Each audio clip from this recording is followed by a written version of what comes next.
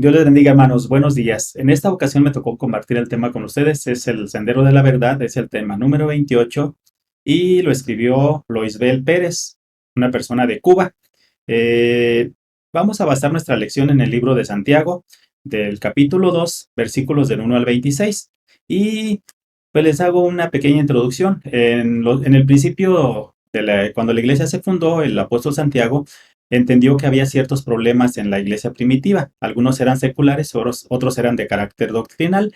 Entonces, les escribió este libro para empezar a formarlos y orientarlos. Y principalmente los problemas eran en cuestiones doctrinales, les repito. Y la fe es el tema que me toca compartirles ahora y también va ligado a las obras. Este es un matrimonio perfecto, ¿no? No puede haber fe si no hay obras y tampoco podemos comprar a Dios queriendo hacer buenas obras para que Dios nos haga nuestros favores. Entonces vamos a empezar con el tema. Así también dice el Santiago 2:17 y es el versículo que vamos a estar considerando para memorizarlo. Así también la fe, si no tuviere obras, es muerta en sí misma. No podemos decir que una persona tiene fe cuando no vemos resultados o acciones en su vida. Puede ser una persona que esté muy cerca de Dios, pero si solamente tiene el conocimiento y no lo pone en práctica, no hay buena voluntad hacia el prójimo, pues estamos cayendo en lo que dice aquí Santiago, ¿no? Es una fe muerta. ¿Por qué? Porque no hay resultados positivos en su vida. Lo que Dios quiere es que lo conozcamos a Él, pero que también obramos conforme al conocimiento que tenemos de Él. Eh, es imposible mostrar la fe sin buenas obras. Las buenas obras no deben ser cambiadas por la fe. Podemos hacer las dos cosas, podemos hacer buenas obras y tener fe, pero no podemos decir que tenemos fe si no hacemos las obras. Las buenas obras también son resultado de tener la fe. Hay personas que actúan de manera negativa y no están cerca de Dios. Entonces, la fe está ligada a nuestras buenas conductas, a lo que hacemos de manera correcta. Debemos hacer buenas obras siempre en nuestra vida diaria en la medida de lo posible. Yo les pongo el ejemplo de una persona que se acerca a tu coche cuando estás parado en el semáforo y te pide cooperación porque tiene necesidad de alimento. Tú no tienes por qué cuestionarla, o yo no tengo por qué cuestionarla. Lo que él haga con el dinero que nosotros le entreguemos y tenemos voluntad, ya es un trato que él puede tener con Dios, no con nosotros, porque Dios no nos ha llamado a ser jueces de las demás personas. Entonces, si vemos que una persona tiene necesidad y nosotros tenemos la capacidad y la voluntad de ayudarlo, hagámoslos sin ningún problema, ¿no? Yo te entrego la moneda y tú haz con el dinero lo que a ti te parezca mejor. Sí, esa es parte de actuar conforme a la fe y con buenas obras, ¿verdad? Porque nosotros regularmente juzgamos, ¿no? No le voy a dar porque parece que es una persona que no lo necesita. No lo voy a apoyar porque quizás el dinero que yo le dé lo va a usar para drogarse o para otros fines. No, Dios no nos está llamando a juzgar a las personas, sino a actuar de manera bondadosa, de manera generosa. Esa es parte de la introducción. Ahora que ya estamos tratando el tema de la fe, pues ¿qué es la fe? La fe es la certeza de lo que se espera y la convicción de lo que no se ve. La fe es como mirar hacia adelante y dar por hecho alguna acción que todavía no se presenta. Yo pongo el ejemplo de cuando uno es joven y tiene muchos anhelos de salir adelante, y dices, voy a tener un coche, voy a comprar un coche. Tú tienes la fe de que un día lo vas a obtener y en determinado tiempo Dios te lo entrega. Quizás no sea un coche de lujo, no sea un coche de lo mejor, de lo más moderno, pero tienes algo básico. Eso es tener fe, dar por hecho algo en un futuro próximo. Y Dios nos llama a eso, a que tengamos fe y esperanza dependiendo de Dios y confiando en Dios, que Él nos dé lo que Él quiera y que sea mejor para nosotros. Y eso lo vemos en Hebreos capítulo 11, versículo 1. El primer punto de nuestro tema de hoy es que la fe no incluye la acepción de personas. ¿Y qué es la acepción de personas según la Biblia? La acepción de personas es aceptar a todas las personas sin mirar o sin discriminarlos por cuestión de raza, de género, de dividirlos, por ejemplo, judíos, gentiles, el patrón y el empleado, el esclavo y el mayordomo. No, Dios nos pide que los aceptemos tal como son, sin tener favoritismos hacia ninguno de ellos por su condición. Por ejemplo, en la vida secular regularmente somos muy tendenciosos a favorecer a las personas que tienen mayores recursos. ¿Por qué? Porque quizás pensamos que no podemos tener un beneficio de parte de ellos. En el caso de Dios, no es así. Dios nos mira a todos como seres humanos y en iguales condiciones. La acepción de personas es sin tener ningún favoritismo hacia ninguna, ¿verdad? En el reino de Dios, todos tenemos iguales derechos y no hay diferencias entre ricos y pobres, lo que ya les había comentado.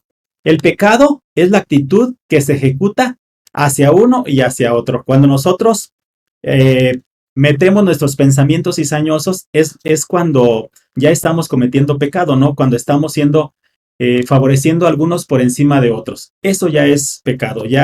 Por eso Dios nos está llamando a que no hagamos diferencias. La fe no hace diferencias ni en clases sociales, ni en situaciones económicas, ni en colores, ni en razas. En Estados Unidos, por ejemplo, hay acepción de personas cuando hay gente que es migrante, que va de otros países y a veces los discriminan porque dicen, es que tú no tienes papeles, es que yo sí soy ciudadano. Dios nos llama a ser iguales con todas las personas.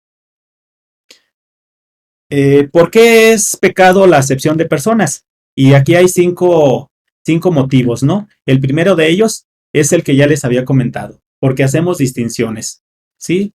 Diferenciamos entre unos y otros. Y la figura lo deja muy claro, ¿no? Ahí están viendo ustedes personas que son de color, personas indígenas, personas blancas, personas que son de asiáticas, otras que son americanas, otras que son europeas, personas que son del polo norte, otras que son de las zonas caribeñas. Entonces Dios nos acepta a todos por igual. Dios nos mira como seres humanos, como hijos de Dios y no tiene distinción. Nos convertimos también en jueces con malos pensamientos. Los pobres, o sea, ya sabemos que son los herederos del reino de Dios y debemos amar a nuestro prójimo como a nosotros mismos. El prójimo entendemos que son las personas más próximas a nosotros. Nosotros ahorita tenemos conocimiento de los conflictos que están pasando, por ejemplo, en Israel, y estamos orando por ellos. Pero aquí, personas cercanas a nosotros también tienen conflictos, tienen problemas, a veces económicos, a veces familiares, y nosotros, como hijos de Dios, necesitamos acercarnos a ellos para apoyarlos en lo que ellos necesiten. Las personas que están más cerca de nosotros, ver qué necesidades pudieran tener ellos y si está en nuestras capacidades poder apoyarlos de alguna manera, pues extenderles la mano, ¿no? A veces en una oración, a veces con el apoyo en alimentación, porque hay personas que no tienen que comer, a veces con el apoyo económico, hay personas que están enfermas, que no alcanzan a cubrir los medicamentos o pagar a un doctor. Y si nosotros estamos en posibilidades de apoyarlos, pues tendríamos que hacerlo con mucho gusto, ¿no? Apoyarlo con un corazón dispuesto, ¿no? Sin esperar nada a cambio. Es a lo que nos está llamando nuestro Dios. Porque somos cristianos, somos hijos de Dios. La última es que nos convertimos a veces en transgresores de la ley, ¿no? Cuando brincamos estos principios que Dios nos está marcando, pues estamos violando primeramente leyes espirituales, pero también llegamos a violar leyes seculares, ¿no? Al brincarnos los derechos que tienen todas las personas a ser tratadas con dignidad, ¿verdad? Bueno, pasamos al otro punto, que es, en aquella época era difícil de entender que había un judío y había gentiles, que había ricos y había pobres, que había mujer y que había varón, que había esclavo y que había mayordomo. En Cristo solo somos un cuerpo sin privilegios de ningún tipo y menos de superioridad. Todos somos iguales. En este caso, pues Dios nos está llamando precisamente a eso, a que tratemos a nuestros hermanos en igualdad de condiciones y en igualdad de género. Por ejemplo, aquí ni la mujer es menor como eran en los tiempos de Jesús, que la mujer a veces no contaba, ¿no? Tenía menos privilegios que los hombres. En nuestros tiempos actuales debemos entender que la mujer y el varón tenemos los mismos derechos, tenemos las mismas obligaciones, sobre todo ahora que las mujeres están participando también activamente en las actividades económicas.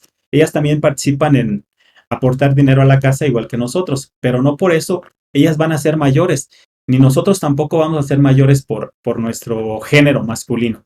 Todos tenemos igualdad, ¿verdad? Y en la casa debemos de participar haciendo actividades acorde a nuestras capacidades, ¿no? No podemos decir que las mujeres, porque son iguales a nosotros, van a tener que cargar el garrafón del agua, porque eso les puede causar un daño, ¿no? Para eso Dios nos hizo hombres fuertes, para cargar ese tipo de cosas. Igual las mujeres, como son más finas y delicadas, ellas se encargan del cuidado de los niños, de la atención, ¿sí? Entonces, somos iguales ante Dios, pero en el desarrollo de nuestras actividades ordinarias, entonces sí tenemos que tomar el papel que nos toca como seres humanos o como eh, personas dentro de la casa, ¿no? Como esposo, como padre y como hijos.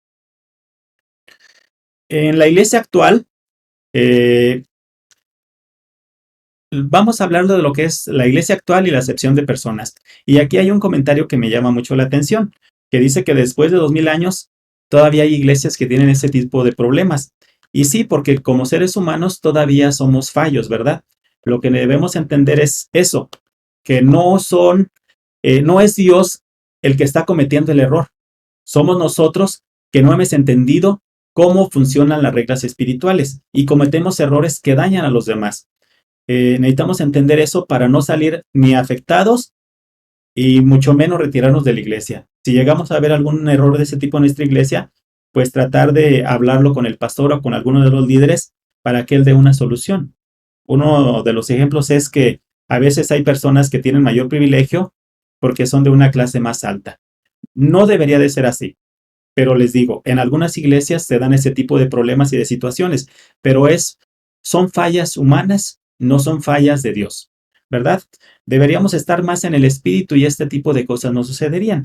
Pero bueno, hay también creyentes que con mayor aporte económico y por ende, pues tienen mayor liderazgo y mayores derechos.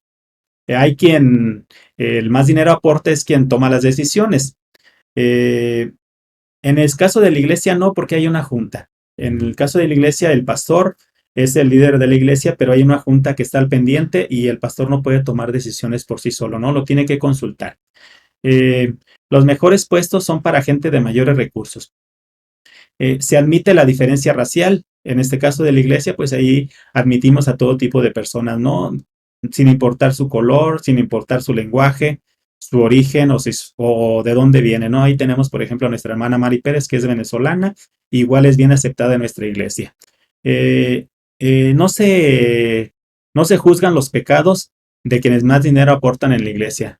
En este caso, pues los pecados los juzga Dios, ¿no? También lo que debemos entender en base a este tema de la fe y las buenas obras es que la iglesia no es un club social. La iglesia es una iglesia de parte de Dios, no es un modelo empresarial.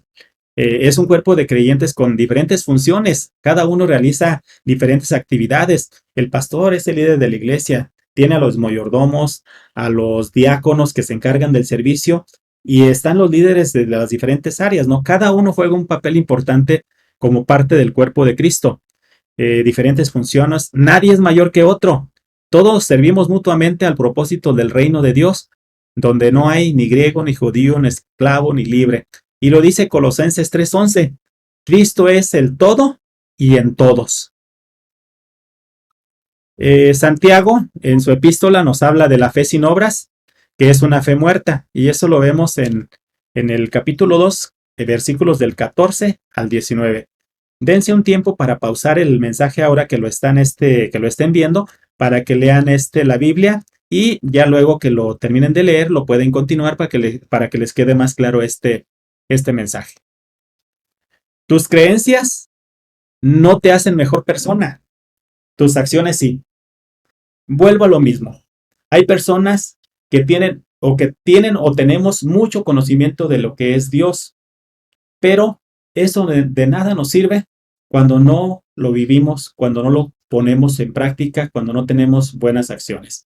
Ahí está la niña orando, una niña que parece mucho en santidad, pero las acciones son las que hablan más, más que nuestras palabras, ¿no? Nosotros podemos hablar, ser seres muy parlantes, pero con nuestras acciones reafirmamos precisamente eso, en qué creemos y el Dios que nos respalda. O negamos a Dios también con nuestras malas acciones. ¿De qué le sirve a uno decir que tiene fe si sus hechos no lo demuestran? Santiago 2:14. Un seguidor de Cristo, vamos a ver las características. Un seguidor de Cristo siempre hace lo bueno de manera natural. Ahí vemos a una jovencita tratando de ayudar a una anciana a salir del coche, a cruzarla a la calle y pues es algo muy sencillo, pero es parte del reflejo de las personas en nuestro día a día. En este día, bueno, en la actualidad, ya muchas personas no toman en cuenta eso. Somos muy egoístas, hemos sido muy egoístas y nuestra vida la centramos solamente en lo que yo quiero, mis propios beneficios y por el afán a veces económico, no queremos perder el tiempo en cosas tan sencillas, pero tan benéficas para los demás, como estas acciones tan pequeñas de ayudar a una persona de mayor edad a bajar del coche, a cruzar la calle, eh, cosas simples, ¿verdad? Las buenas obras son consecuencia de una fe verdadera. El hombre no puede usar sus obras para obtener el favor de Dios. Aquí es importante saber que nosotros no tenemos a Dios como si fuera nuestro servidor. No porque obremos bien, ya por eso nos vamos a sentir con derechos para pedirle un favor a Dios y que Dios nos lo conceda. Es bueno que nosotros actuemos bien sin esperar beneficios adicionales de parte de Dios, algo a cambio. Dios, en su infinita misericordia, Él tiene perfecto cuidado de nosotros y nos va a dar lo que nosotros necesitemos. Pero sí es bueno que actuemos siempre haciendo buenas obras, sin esperar que Dios nos pague de inmediato por lo que estamos haciendo. No tenemos un Dios de bolsillo. Tenemos un Dios que es todopoderoso, que es omnisciente, que es omnipotente y Él tiene perfecto control de todo.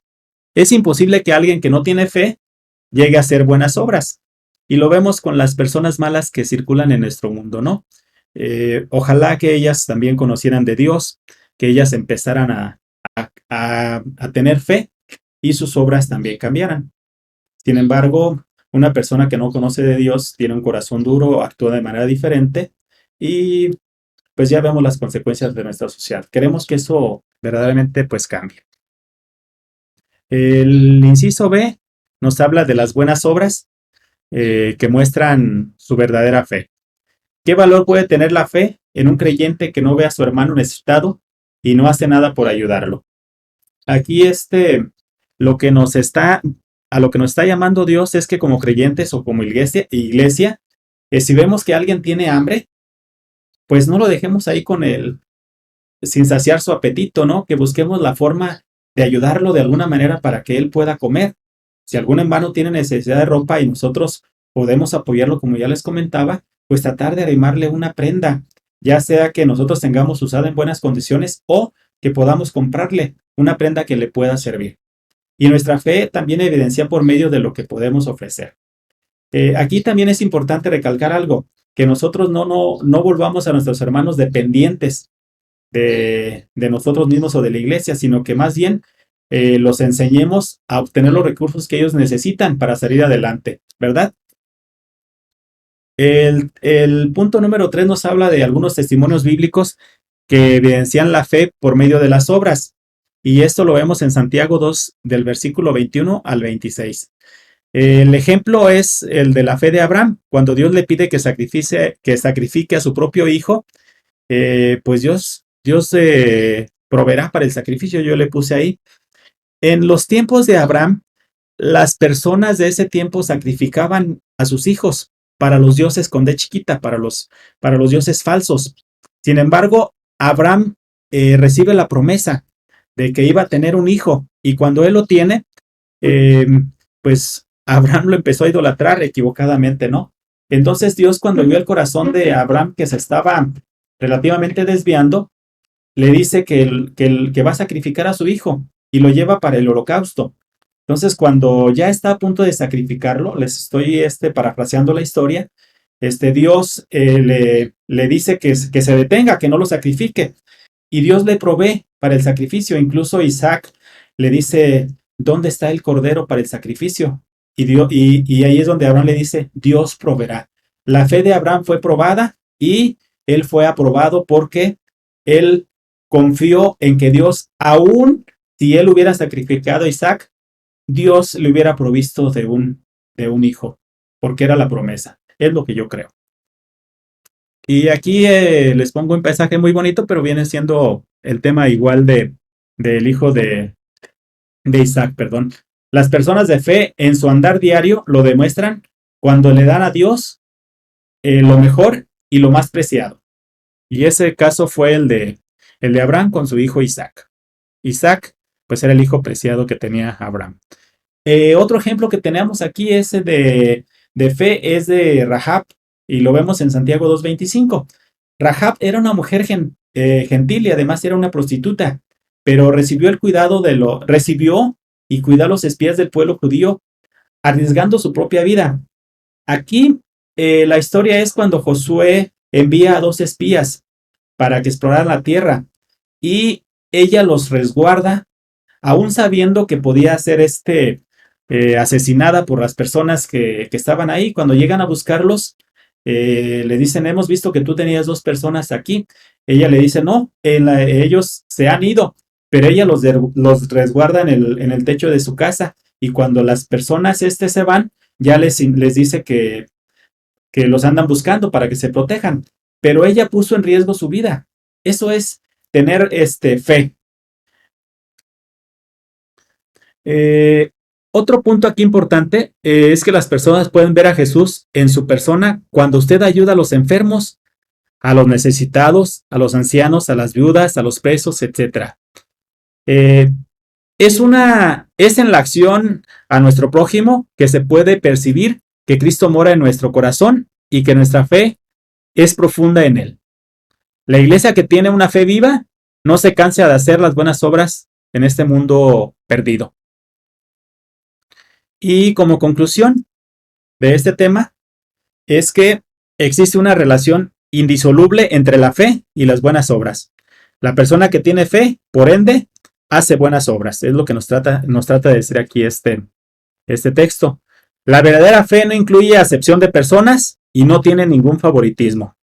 La buena fe se evidencia a través de las buenas obras. Y bueno, hermanos, con esto concluyo el tema y nos vemos el domingo en la clase presencial. Que tengan un excelente día y que Dios los siga bendiciendo. Gracias.